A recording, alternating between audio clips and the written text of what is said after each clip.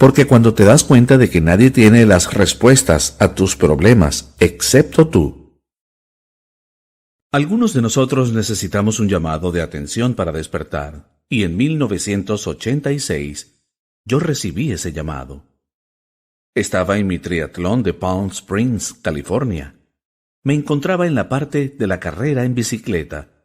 Estaba llegando a una intersección donde habían dos ciclistas que estaban cruzando hacia otra carretera, y había un oficial de policía parado en el lado opuesto, señalando, diciéndome que girara y me incorporara a esa carretera.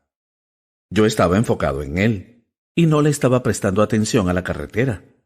El problema era que él estaba de espaldas al tráfico que venía en sentido contrario. Así que cuando di la vuelta, una Bronco 4x4 que iba a unos 88 kilómetros por hora me golpeó por detrás y me catapultó fuera de mi bicicleta. Aterricé sobre mi espalda baja y mis nalgas.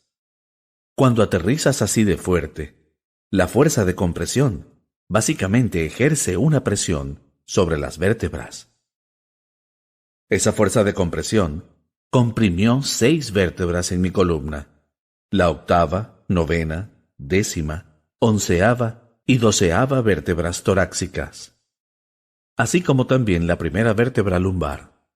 Cuando comprimes el volumen así, la materia tiene que ir a alguna parte, y en mi caso, fue en mi médula espinal. Una de las vértebras, la octava vértebra torácica, estaba colapsada en más del 60%, y el arco neural, por donde pasa la médula espinal, se había roto como una galleta. Tuve múltiples fracturas por compresión en la columna vertebral, en las regiones torácica y lumbar superior. Tenía fragmentos de hueso en la médula espinal y compresión de la médula, debido a la fractura del arco neural. Me llevaron al hospital, donde obtuve 4 opiniones médicas de 4 de los principales cirujanos de Florida en el sur de California. Y el pronóstico era que probablemente nunca volvería a caminar y que necesitaba una cirugía radical llamada cirugía de varillas de Harrington.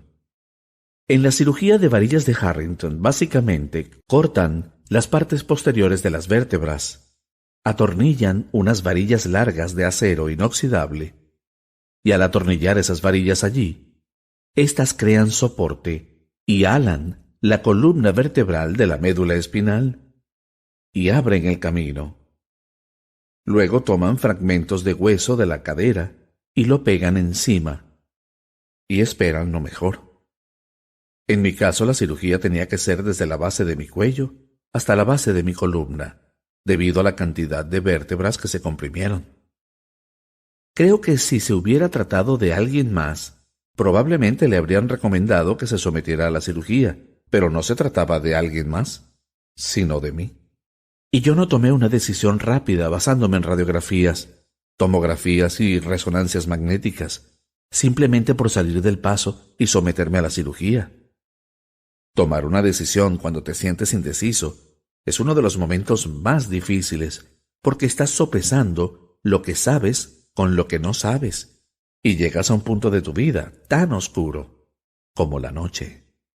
Porque cuando te das cuenta de que nadie tiene las respuestas a tus problemas excepto tú, comienzas este proceso de dar un paso hacia lo desconocido. Ahora, en 1986, en el sur de California, no mucha gente iba en contra de lo convencional, ya sea que fuera en el ámbito científico, médico, social o religioso. Pero creo que cuando sales de lo convencional, esa es la definición de un milagro. De modo que cuando haces algo así, siempre te consideran un temerario o un loco, hasta que lo logras y luego eres un santo o un genio.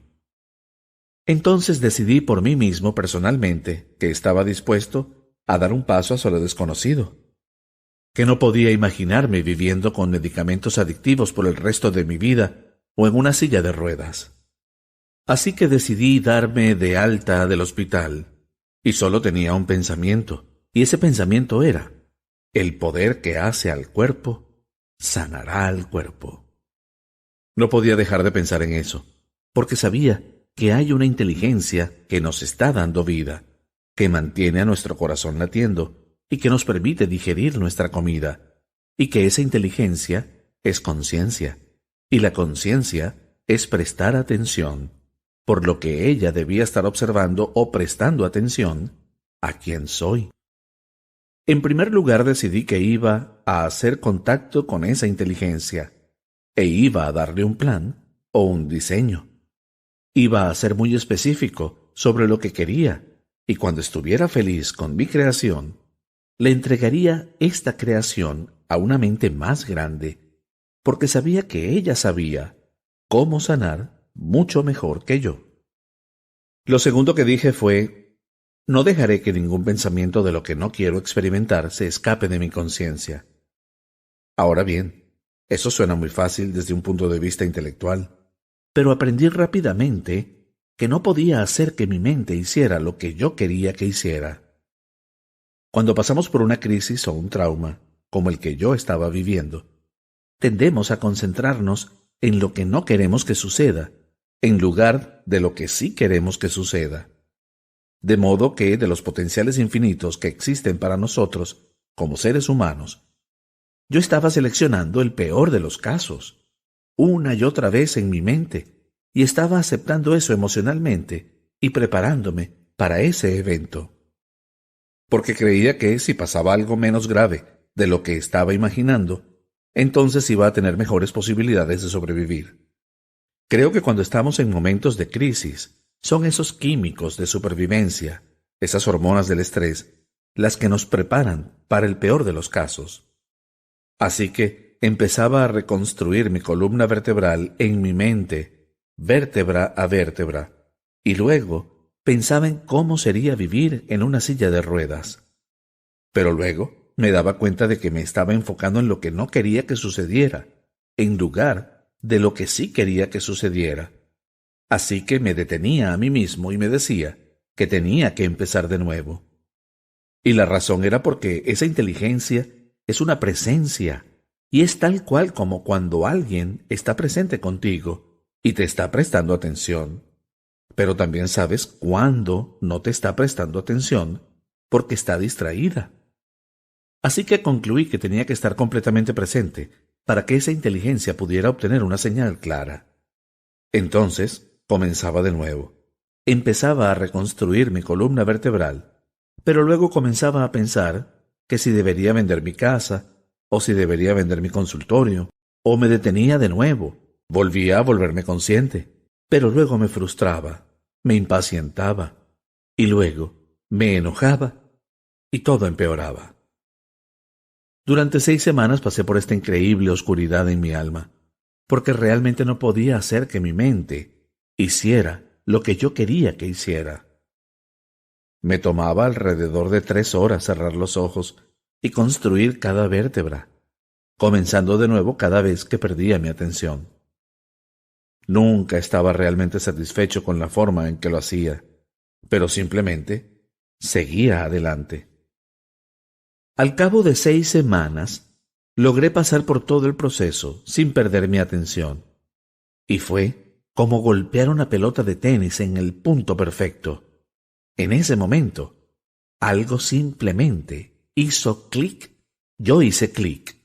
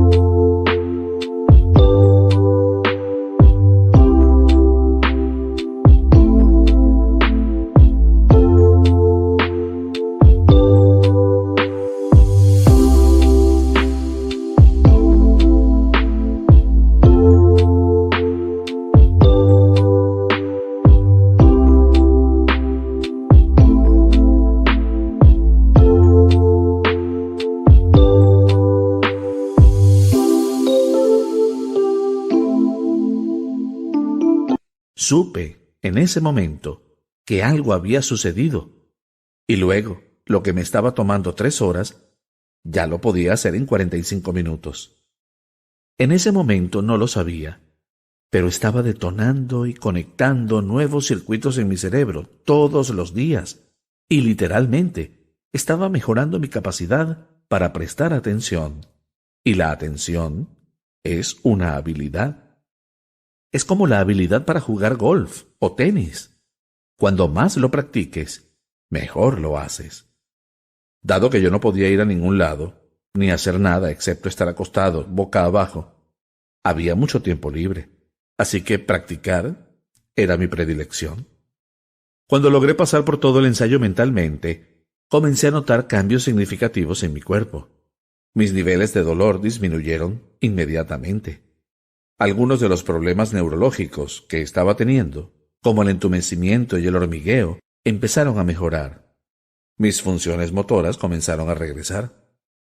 En el momento en el que correlacioné lo que estaba haciendo dentro de mí con el efecto que se estaba produciendo fuera de mí, comencé a prestar atención a lo que estaba haciendo y empecé a hacerlo con más pasión y más entusiasmo en lugar de temor y frustración.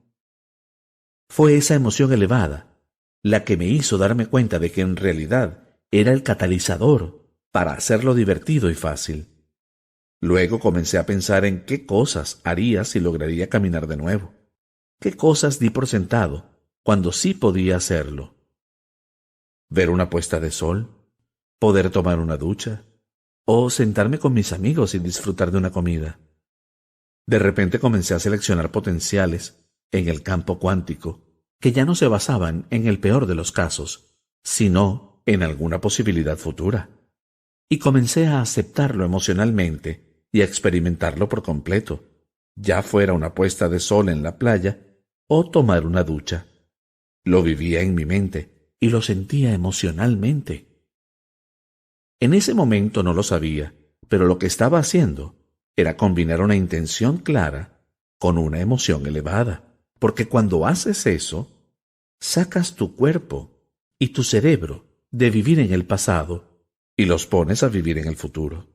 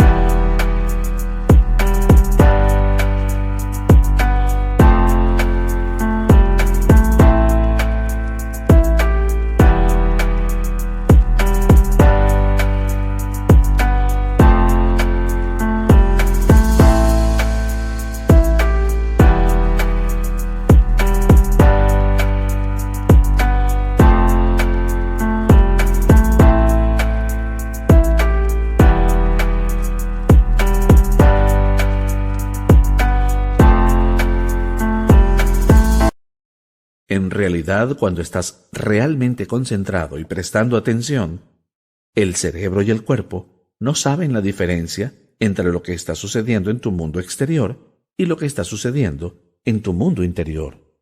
Y el proceso mismo de la emoción elevada comenzó a convencer a mi cuerpo que estaba viviendo en esa realidad futura en el momento presente, porque el cuerpo es la mente inconsciente y no nota la diferencia.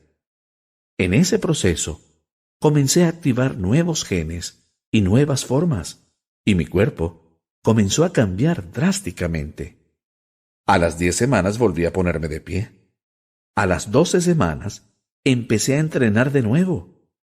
Y hoy en día, nunca tengo ningún dolor en mi cuerpo o en mi espalda. Simplemente hice un trato conmigo mismo y con esa inteligencia, que si podía volver a caminar, pasaría el resto de mi vida estudiando la conexión cuerpo-mente y la mente sobre la materia. Y eso es exactamente lo que he estado haciendo desde 1986.